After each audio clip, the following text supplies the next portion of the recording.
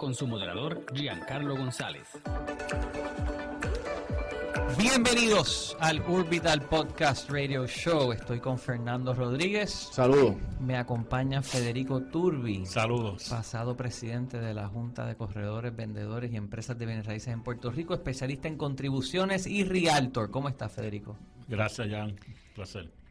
Bueno, hoy tenemos como tema la retención en el origen a personas no residentes de Puerto Rico. Digo, vamos a hablar de temas contributivos. Se acerca la dolorosa. Y te traje la oportunidad de este tema porque la realidad del caso es que no sé si es desconocimiento, pero es algo que les choca a los clientes vendedores que venden una propiedad aquí en Puerto Rico, que tú como profesional le tengas que decir que le tienes que pagar un 15% al gobierno de Puerto Rico si existe una ganancia al momento de la venta. Exactamente. Así que el tema es la retención en el origen a personas no residentes de Puerto Rico en venta de propiedades inmuebles localizados en Puerto Rico. Espérate, ¿eso es lo que tú acabas de decir? Sí. Personas no residentes. Sí, personas no residentes en Puerto Rico. ¿Pero y por qué es personas no residentes? La persona vive aquí y vendió. No, son dos cosas distintas. O sea, un residente, bueno, ¿para qué tenemos aquí a Federico Turbi? ¿A quién le aplica esta retención? Turbi, tú me corriges, un residente que vive más de X tiempo aquí en Puerto Rico, entre otras consideraciones, y vende una propiedad. A esos no hay que hacerle una retención. Es correcto. Esta retención aplica a personas que no viven en Puerto Rico, que no están domiciliadas en Puerto Rico. Ejemplos. Por ejemplo, yo viví en Puerto Rico, me fui a vivir al estado de la Florida, que es lo más común, dejo una propiedad aquí en Puerto Rico que quizás en algún momento te llevaste a tu mamá o tu papá y te fuiste. Y me fui por la razón X, vamos a decir que me fui después del huracán María, por ejemplo, y no regresé. Pero dejé una propiedad aquí en Puerto Rico, ya sé que la hubiese dejado alquilada o la hubiese dejado cerrada, o como un second home. Y ahora decido vender esa propiedad.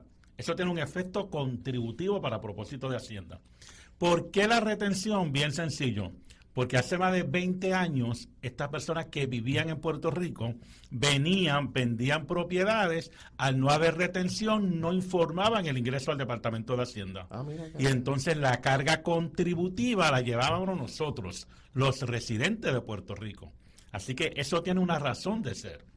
Si yo no soy residente de Puerto Rico y por ejemplo, hay un agente de bienes raíces como nosotros, es nuestra responsabilidad orientar, divulgarle a ese vendedor sobre esta retención. Porque es ley, no es un capricho. ¿Y esta ley es? ¿Cuándo se...? Esta ley, esta retención, para que tengan una idea, está desde el 1994, hace más de 30 años. 10, desde que empezó la ley 10. Básicamente, el código de 1994 y la ley 10 fue en el 1994. Sí, claro, esta retención ha tenido enmienda, pero no enmienda significativa. Lo que pasa es que vamos a ver a quién aplica este tipo de retención y sobre qué partidas se aplican. Y te pregunto, ¿siempre se ha mantenido el %, el 15% así? No necesariamente. Cuando comenzó hace más de 30 años, o básicamente 30 años, ese % se le aplicaba al precio de venta total. Wow. Total, sin ninguna deducción, Fernando. ¿En serio? En serio. Entonces, ¿qué ocurría? Se detuvo las ventas y se legisló ¿para qué? Para que se le puedan deducir unas partidas, que la vamos a ver más adelante. Exacto. Y disminuir un poco esa retención. Sí, la base contributiva. ¿Quién tiene la obligación de efectuar esta retención en el origen? Esa es la parte para mí más importante. Esa es la parte más importante porque ahí entramos nosotros como agente de bienes raíces. La responsabilidad recae sobre el comprador. No es sobre el notario, no es sobre el agente de bienes raíces, es sobre el comprador. Lo que pasa ya es que tradicionalmente el comprador va a una institución financiera a hacer un préstamo. Cuando hay una institución financiera, la institución financiera es la que tiene el control del desembolso del dinero en ese préstamo y por lo tanto hace la retención sin ningún problema. Al momento. La situación la tiene el comprador cuando la venta es cash, que no hay una institución financiera. Entonces, ahí es que nosotros como agentes de bienes raíces tenemos que divulgar y documentar que hemos orientado a ambas partes. Y si no hay corredor envuelto en el medio. Si no hay corredor envuelto, el abogado notario, a través de su escritura de compraventa, le advierte a las partes que hay una retención y que esa responsabilidad recae sobre el comprador. Que es retener y hacer el pago físicamente en Hacienda, ¿verdad? Es retener, no, ya Hacienda no, ya eso de que pago físicamente en colecturía no existe. Okay. Ahora todo es a través del Sistema Unificado de Rentas Internas, lo que conocemos como SURI. Fíjate el ejemplo, recordemos, si hay una institución financiera no hay ningún issue, porque el banco constantemente está reteniendo y depositando. Pero imagínate que yo sea el comprador de una propiedad que tú tienes tu cliente, Fernando. Yo desconozco sobre esta retención y tu cliente es un no residente. Yo como comprador tengo que retener, ir a mi cuenta de SURI del Departamento de Hacienda, si no la tengo, crearla para hacer ese depósito y luego el año que viene entregarle una informativa al vendedor para que el vendedor reclame en su planilla de Puerto Rico esa contribución retenida. ¿Algún ejemplo sorpresa que ustedes han tenido con un cliente que Pero espérate, es mejor contratar a un profesional, ¿verdad? Claro, se contrata un profesional y el profesional guía al comprador, porque aquí el hecho es cuando la venta es en efectivo, que no media una institución financiera. Sí, porque en un caso donde medie financiamiento, el banco hace el depósito a nombre del comprador, ¿verdad? El banco hace el depósito en Hacienda y luego le emite una informativa al vendedor Al año el siguiente. año siguiente. Y ahí no pasa nada, porque recordemos también, que esto es importante cuando hablo de institución financiera, la institución financiera ante la duda le va a retener. ¿Por qué? Porque el comprador se queda con lo más importante de la transacción, que es el bien inmueble. Y si Hacienda audita esa transacción y no se hizo la retención, el responsable de pagarla es el comprador. E inclusive si Hacienda hace gestiones de cobro y no paga, le puede poner un embargo a la propiedad inmueble en el registro. Y el banco se va a cuidar de todo eso, Fernando. ¿Viste? Ok. ¿Viste? Esto es interesante y por eso es que quería darle información a los clientes vendedores que viven fuera y que están pensando en vender la propiedad. ¿Cuál es el porcentaje de la retención? El porcentaje va a variar. Si son individuos que son ciudadanos americanos, el porcentaje es un 15%. Si es un individuo que no es ciudadano americano, lo que conocemos en el argot contributivo, un extranjero no residente, pues entonces es un 25%, es más oneroso. Dímelo. Y si es una... Que sí. maltratamos a los que no son... Y si es una entidad jurídica, entiendas una corporación, una sociedad, una LLC que no está haciendo negocios en Puerto Rico, es un 25% también.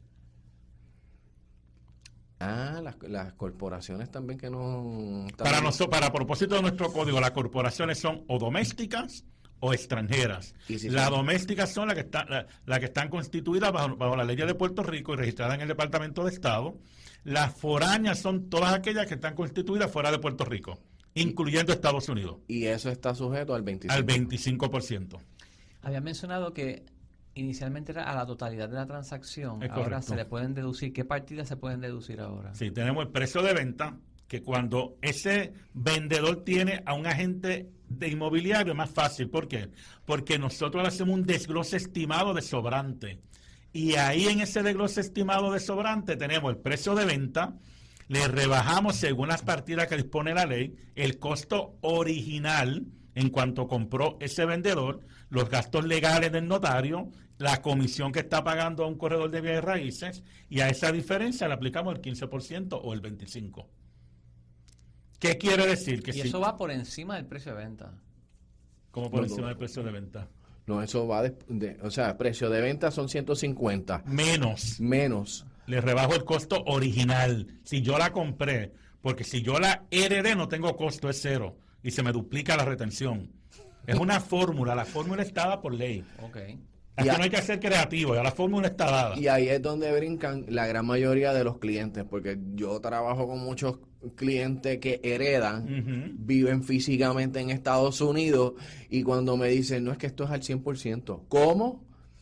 Pero ¿por qué si es al 100%? Eso es lo que dispone la ley. Eso es lo que dispone la ley. E inclusive, si fuera a la inversa, porque nuestro código está basado básicamente en el Código Federal, si yo vendo una propiedad en Estados Unidos como no residente, me aplico una retención en el origen. Es lo mismo. Lo mismo. Es lo mismo. Lo que pasa es que estamos viendo que el vendedor no es residente y el efecto contributivo es aquí.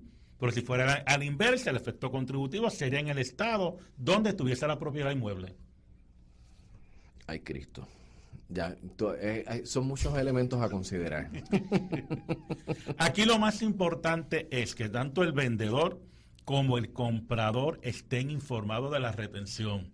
Que cuando hay un agente de bienes raíces, divulgue y documente la información. No podemos llegar a una mesa de cierre donde el vendedor no sepa que se le va a retener un % dispuesto por ley, pero mucho menos que el comprador no sepa su responsabilidad de la retención. Sí.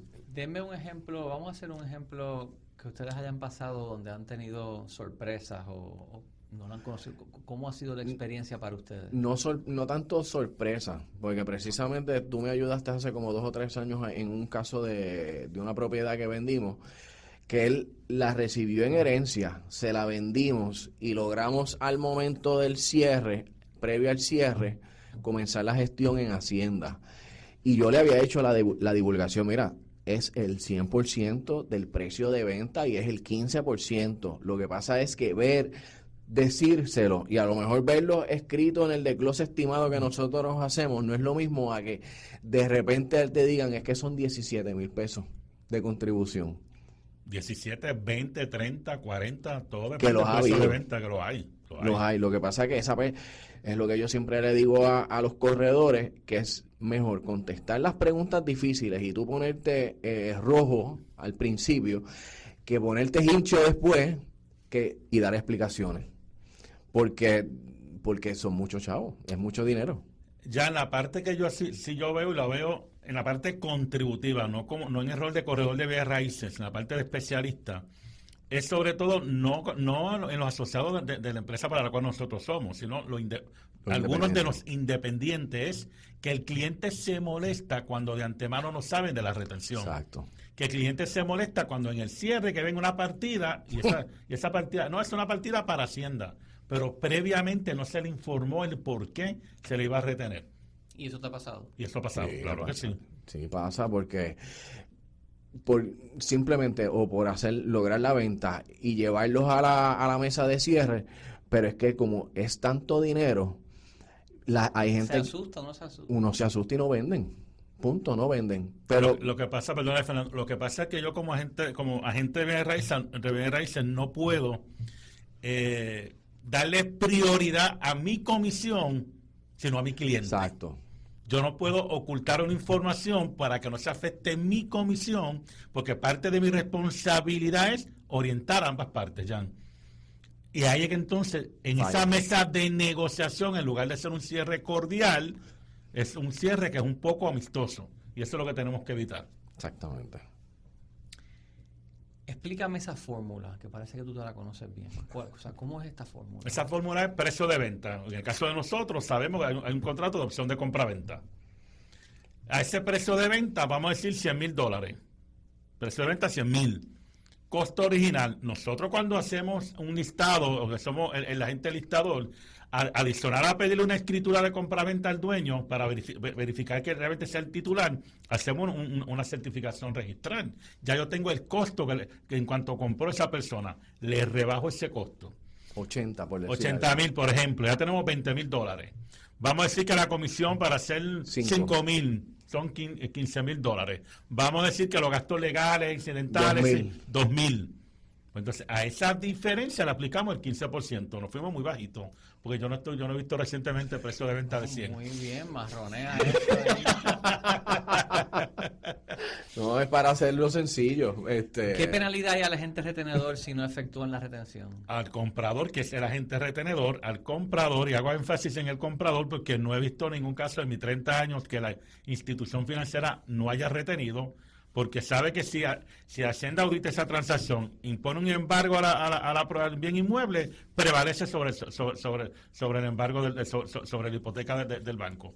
Wow. Así Sí. que en la parte donde las ventas son en efectivo, siempre las penalidades son para el comprador, porque es que tiene el control del dinero. Recordemos que cuando hablamos de efectivo, no es que el comprador vaya a llevar un maletín, es que va a un banco, una institución financiera a buscar cheques, a ¿Cuál es la comprar cheques de penalidad? gerente. ¿Una multa? Una multa. Bueno, la contribución que dejó de retener, más Claro. intereses, recargo y penalidades.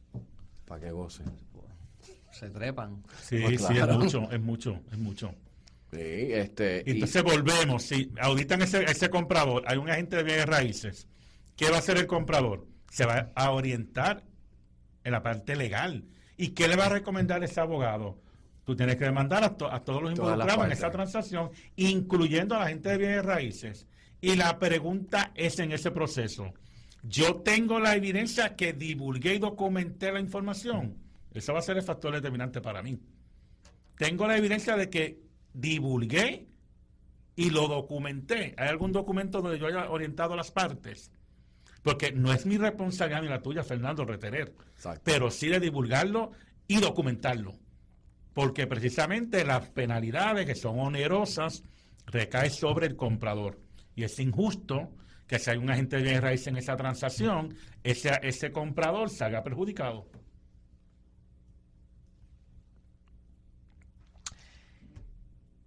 ¿Cuál es el procedimiento que tiene el vendedor si el agente retenedor deposita el dinero retenido en el Departamento de Hacienda?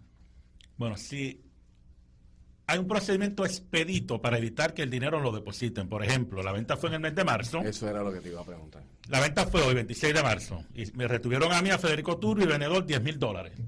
Ajá. Como fue en el mes de marzo, y asumiendo que fuera a través de una institución financiera, la institución financiera tiene en o antes del 15 de abril para enviar ese depósito a través de Suri al Departamento de Hacienda. Hacienda tiene un procedimiento que yo, libre y voluntariamente, como vendedor, puedo someterme a ese proceso para evitar que el banco o la institución lo deposite el 15 de abril. Claro, en ese procedimiento que tiene Hacienda me va a pedir lo más importante de la transacción. El CD. Copia de mi planilla, de entre otros documentos, de mi planilla de contribución sobre ingreso, determinando la ganancia real, final, en esa transacción. Muchas veces no hay ganancia, sobre todo cuando el vendedor la adquiere por herencia, y con ese documento Hacienda lo que valida es, pues mira, sí, a Federico se le retuvo $10,000, pero no hay efecto contributivo real en la transacción. Autoriza a la institución financiera para que me devuelva a mí el dinero retenido. Ese es el famoso procedimiento expedito que tiene el Departamento de Hacienda. Ese procedimiento expedito no lo tenemos a nivel de la IARES. ¿No? Se retiene y se deposita y se acabó. No hay una segunda Y alternativa. Dios que reparta suerte. El año que viene, entonces para contestar la pregunta de Jan, vamos a asumir que yo no hice nada, no me acogí ese procedimiento expedito, la institución depositó el dinero en Hacienda, en o antes del 28 de febrero del 2026. Exacto. El banco me va a enviar una informativa a mí como no residente, la cual yo la voy a tener que buscar a través de Suri. Ajá. Y entonces con esa informativa yo voy donde un especialista en contribuciones que me rinda mi planilla de Puerto Rico para yo reclamar la contribución retenida. Que no necesariamente se te devuelve el 100%. No necesariamente. Esa es una contribución retenida que está disponible para mí. Si no hay ganancia, me devuelven la totalidad. Por ejemplo, $10,000, pero lo que le debo al gobierno son $5,000 realmente del capital gain. Hacienda tiene 10, se cobra los 5 y me devuelve 5, como un refund, como un reintegro.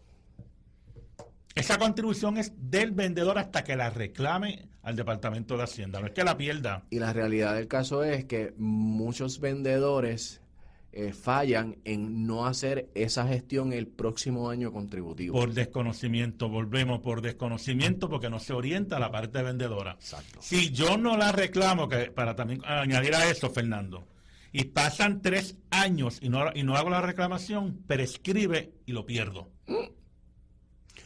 O sea que, En un periodo prescriptivo. o sea que aprendí algo ahora.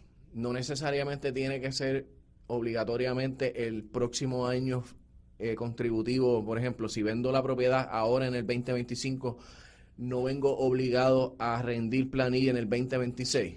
Lo que pasa es que generalmente cuando son personas no residentes de Puerto Rico que viven en cualquiera de los estados, esa venta la tienen que informar al IRS como residente de los Estados Unidos. Sí. Y para informar esa venta al IRS necesitan primero la planilla de nosotros, porque el accountant de Estados Unidos le va a pedir copia de esa planilla. Pero para contestar tu pregunta, a quien le conviene y le es beneficioso es al gobierno tenerlo 2 años.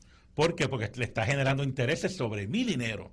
Si a mí se me olvidó y al término del tercer año, antes de que prescriba, solicito el reintegro, obviamente me van a enviar un reintegro de $10,000. No me van a enviar un reintegro de los $10,000 más los intereses que generó durante todo ese tiempo. Así que le conviene al gobierno entonces que ese dinero esté allí el mayor tiempo posible, depositado en mi cuenta hasta que yo lo reclame. Ay, Dios mío, señor. De verdad que esto es una cosa fuerte.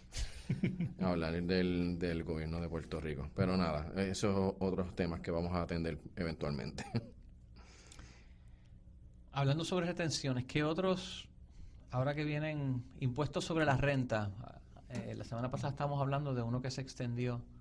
Bueno, el alquiler residencial, sí, la exención. Sí, la exención contributiva. Eso se aprobó inicialmente con la ley 132, que fue la ley de estímulo a propiedades inmuebles, y se ha seguido extendiendo. Hay un proyecto, eso ya eso lo aprobó el Senado, todavía la Cámara, ¿ya lo aprobó la Cámara? No lo ha aprobado la Cámara y le están hasta ahora es hasta el 2030 que vence el 2025. Exacto, pero lo extendieron al 2030. Lo extendieron hasta el 2030.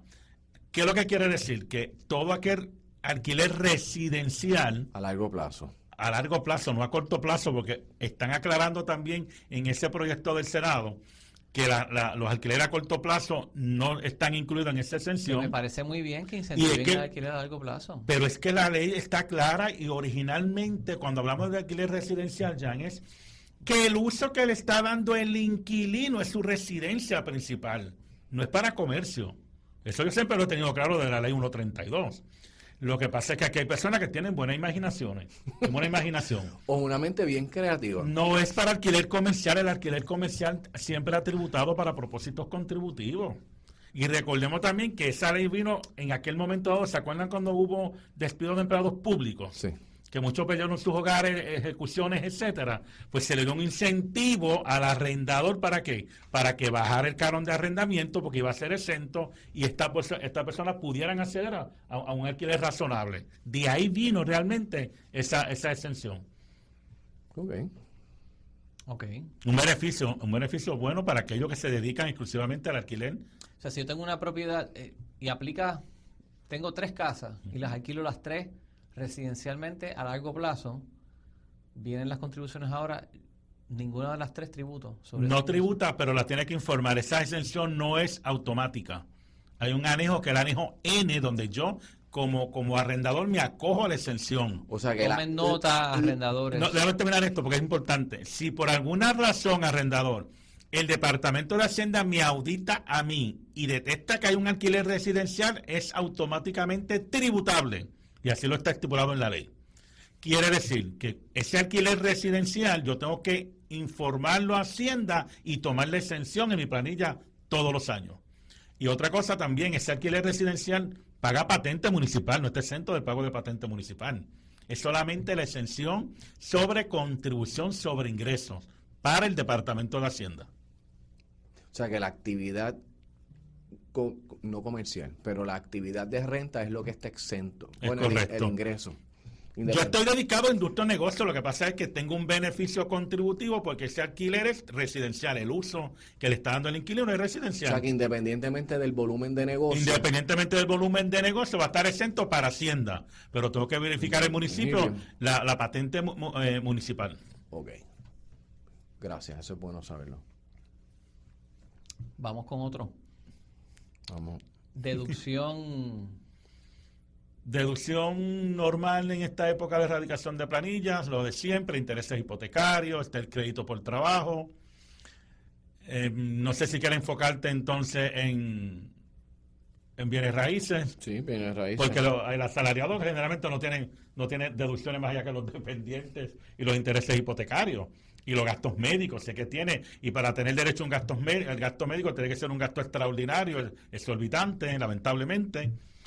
Pero en el caso de nosotros, los que trabajan por cuenta propia, que en lugar de tener un W2, reciben una 480.6 SP de servicio profesional, pues tenemos unos gastos que no tiene un asalariado, obviamente. Gasto ordinario y necesario de nuestra profesión. ¿Has trabajado con propiedades de zona histórica que tienen esa exención? ¿O en esa? No he trabajado, pero sí lo he visto. Tienen una exención contributiva, precisamente para incentivar la zona histórica. Correcto. Esto es excelente, creo que sí.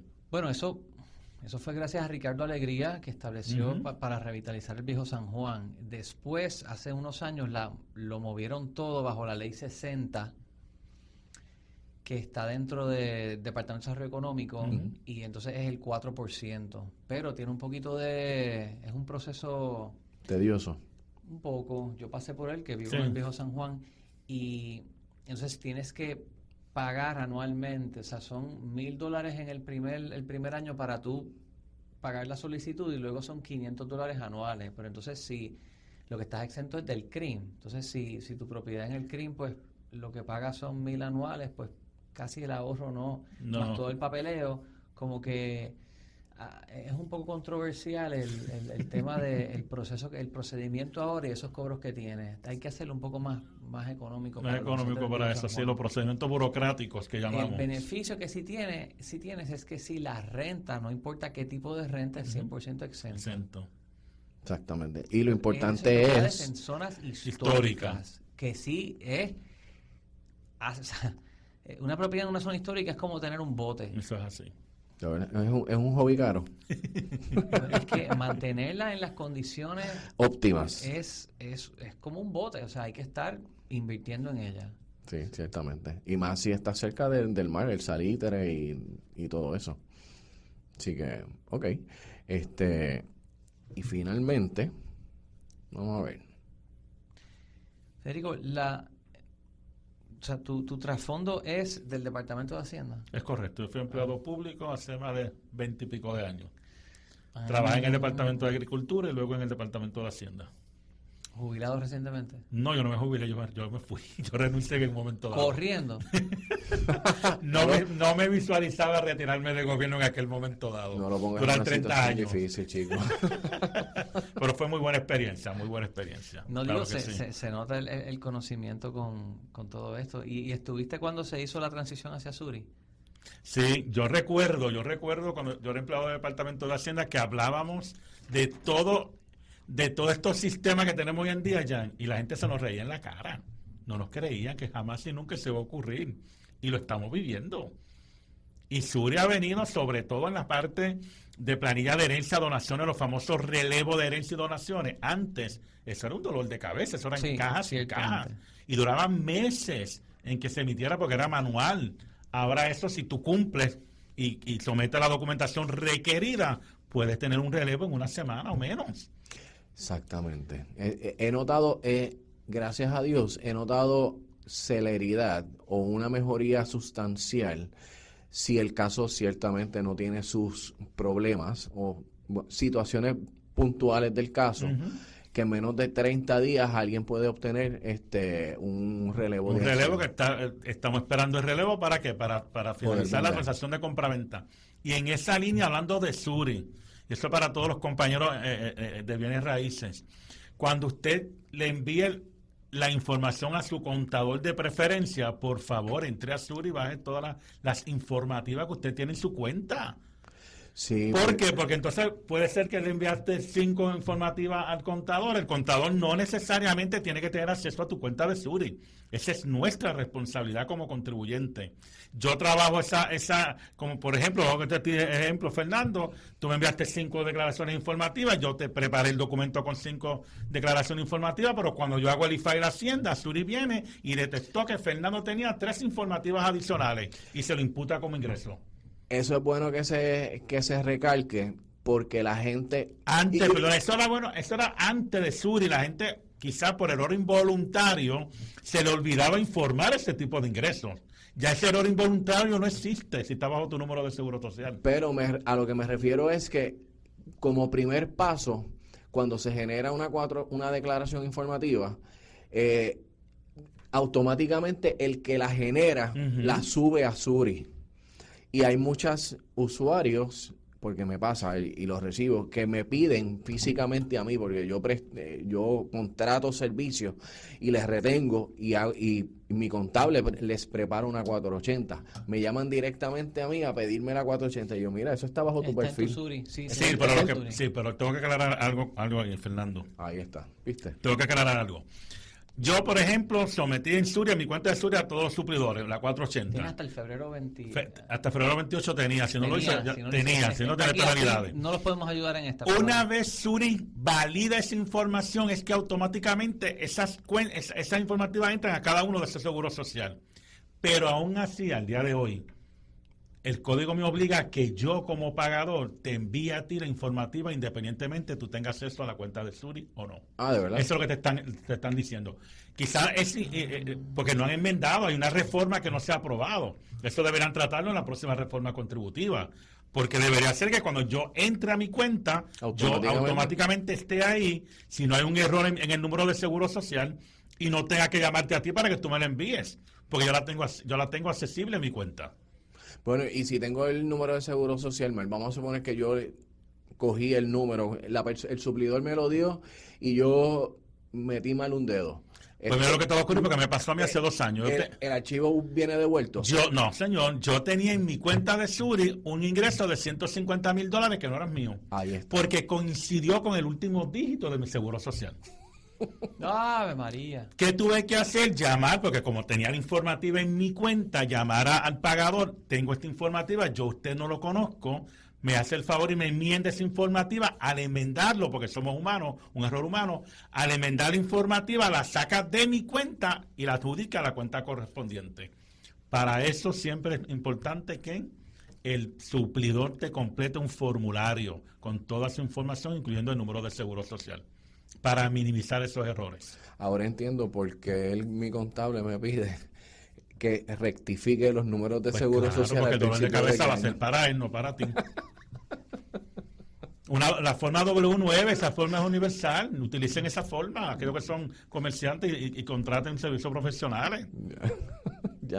Ya lo sé, ya no lo cojo más, ya no lo cojo a mal o un reproceso. Sí, puede coincidir que por un dígito, Fernando, coincida con otro contribuyente y esa persona la tenga en su cuenta y yo no la tenga en la mía, porque obviamente hay un error en el seguro social. Eso puede ocurrir.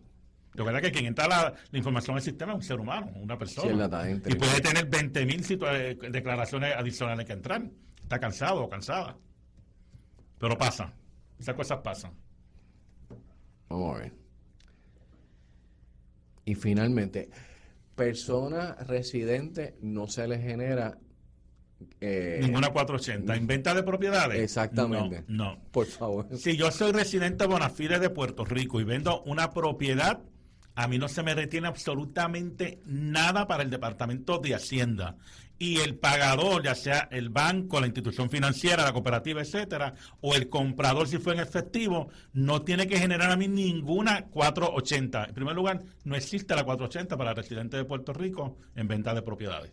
No la vas a encontrar. No, es que he tenido casos que me han solicitado. Bueno, lo que pasa es que esa persona lo que tienen que hacer es con su contador, tienen todos los documentos de la transacción de compra-venta, tienen que el contador llenarle el anejo de ganancia de capital y computarle si hubo una ganancia. Y si hubo ganancia, tienen que haber hecho pago de contribución estimada. Esa es la parte contributiva. Eso no nos compete a nosotros. Exacto. Ya. Como agente de bienes raíces. Ni al notario envuelto en la transacción, ni al corredor de bienes raíces. Ni al corredor de bienes raíces, tampoco. ¿Cómo Hacienda se entera de las ventas? Muchas personas lo preguntan. ¿Pero cómo Hacienda se va a enterar? Bueno, el notario reporta. Porque el notario tiene una obligación. La planilla inmueble. Claro, la planilla de traslado de bienes. En o antes del día 10 del próximo mes le dice a Hacienda quiénes fueron los compradores, quiénes fueron los vendedores con su número de seguro social. Y Hacienda tiene todo eso en récord. Cuando pasa el tax season, si Federico vendió en el 2024 y en mi planilla no hay un anejo de, ¿qué va a hacer Hacienda? Oye, pero es que no me parean.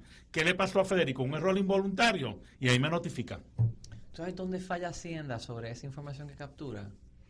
No la comparten con otros sistemas que pudieran nutrirse de esa misma captación que ellos hacen. Te doy un ejemplo. El CRIM y el registro de la propiedad.